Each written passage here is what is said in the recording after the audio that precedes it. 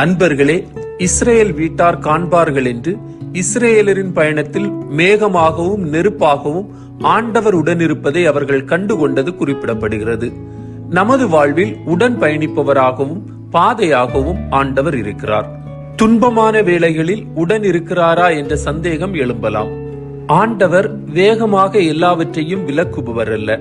மாறாக எம்மாவு சீடர்களைப் போல உடன் பயணித்து மெதுவாக தன்னை வெளிப்படுத்துவார்.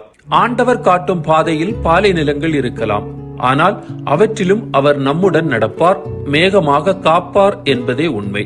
கடந்து வந்த துன்ப காலங்களை திரும்பி பார்த்தால் மட்டும்தான் ஆண்டவர் உடன் நடந்ததையும் கரங்களால் நம்மை காத்ததையும் உணர முடியும். தாயும் தந்தையுமான இறைவா, நீர் எம்மை கைவிடாமல் உடன் பயணிக்கிறீர், துன்பங்களில் துயர் துடைக்கிறீர் என நம்பவும் அவற்றை அனுபவிக்கவும் தேவையான வரம் தாரும். ஆமீன்.